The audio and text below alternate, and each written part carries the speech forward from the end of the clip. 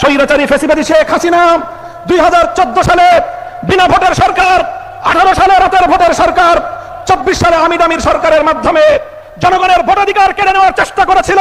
24 জুলাই বিপ্লবের মাধ্যমে শুধু ক্ষমতার মসনদ নয়, বাংলার সীমানা থেকে সে ওপারে পড়ে গিয়ে পড়েছে। আমাদের এই ঐক্য শুধুমাত্র ক্ষমতার ভাগ বাটোয়ারার জন্য হয়েছিল না। আমাদের ঐক্য শুধুমাত্র আমাদের এই রাজনৈতিক 11টি দলের ভাগ্য করার জন্য আমরা ঐক্য করি নাই। আমাদের ঐক্যের যাত্রা শুরু হয়েছিল জুলাই বিপ্লবের উদ্দেশ্য বাস্তবায়নের লক্ষ্যে। যে জুলাই সনদ প্রণীত হয়েছে, সেই জুলাই সনদ বাস্তবায়নের আন্দোলন থেকে আমাদের এই ঐক্যের যাত্রা শুরু হয়েছে। সুতরাং আমি সে কথা স্মরণ করিয়ে দিয়ে বলতে চাই, আমাদের এই ঐক্যের যাত্রা শুরু হয়েছিল জুলাই বিপ্লবের উদ্দেশ্য বাস্তবায়নের লক্ষ্যে।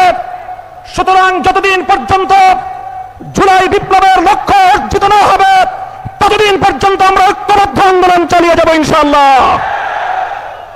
আমি স্পষ্ট ভাষায় বলতে চাই, আমরা জুলাই বিপ্লব যারা করেছিলাম, আমরা দীর্ঘ 17 বছর পর্যন্ত ফ্যাসিবাদের নির্মম নির্যাতনের শিকার যারা হয়েছিলাম, আমাদের নেতা কর্মীরা গুম খুন হত্যাকাণ্ডের শিকার হয়েছিল, আমাদের ভাইয়েরা শাপলা চত্বরে রক্ত দিয়েছিল, আমাদের ভাইয়েরা 2021 সালে মোদী বিরোধী আন্দোলনে রক্ত দিয়েছে, আমাদের ভাইয়েরা 2024 সালের ফ্যাসিবাদ বিরোধী বৈষম্য বিরোধী আন্দোলনে রক্ত দিয়েছে।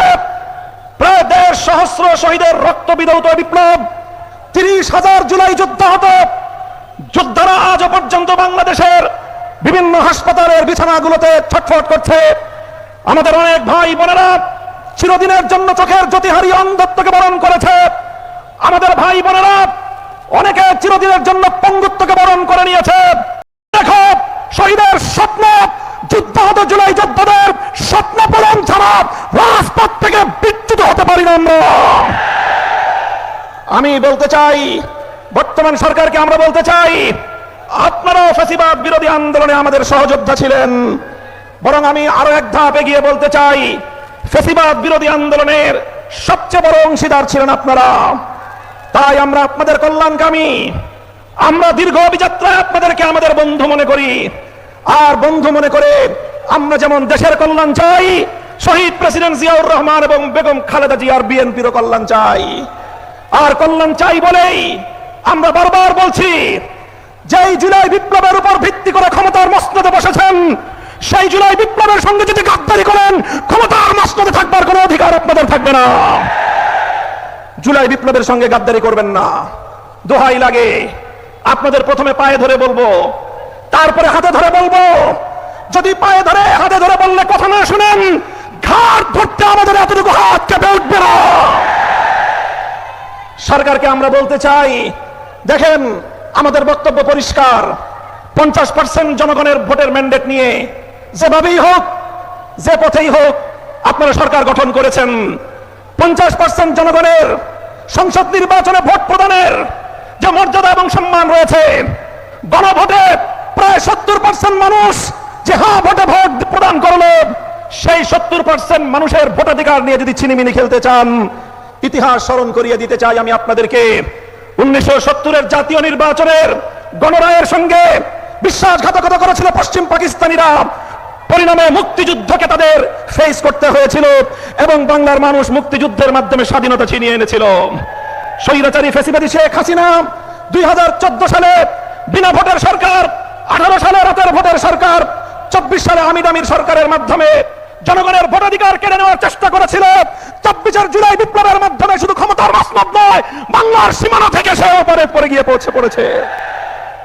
আপনাদেরকে বলতে চাই, 70% জনগণের এই ম্যান্ডেটের সঙ্গে যদি আপনারা বিশ্বাসঘাতকতার এই ধারা অব্যাহত রাখেন, আপনাদের পরিণাম পশ্চিম পাকিস্তানি স্বৈরগোষ্ঠী এবং শেখ হাসিনার চেয়ে ভিন্ন কিছু হওয়ার কথা নয়।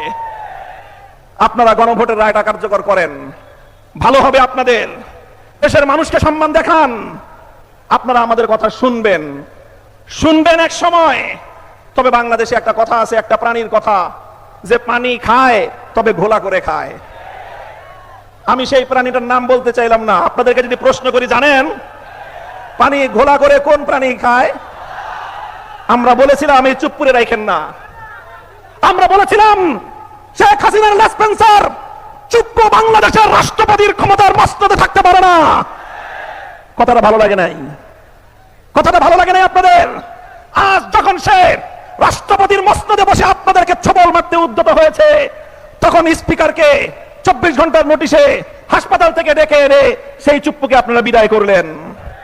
সেই তো পানি খেলেন, সেই তো জলটা খেলেন, ঘোলা করার পরে খেলেন। এখনো বলছি, গণভোটের গণরায় মেনে নিন, জুলাই সনদ অক্ষরে অক্ষরে বাস্তবায়ন করুন।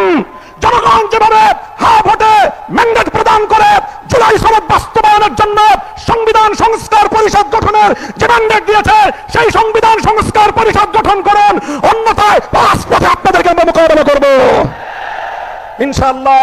আমাদের এই আন্দোলন জুলাই বিপ্লবের স্বপ্ন পূরণের আন্দোলন, আমাদের এই আন্দোলন জনগণের গণভোটের রায় বাস্তবায়নের আন্দোলন, আমাদের এই আন্দোলন বাংলাদেশকে রক্ষা করার আন্দোলন, আমাদের এই আন্দোলন ১৫০০ শহীদের রক্তের সঙ্গে শপথ রক্ষা করার আন্দোলন, আমাদের এই আন্দোলন ৩০,০০০ যুদ্ধাহত জুলাই যোদ্ধাদের স্বপ্ন পূরণের আন্দোলন।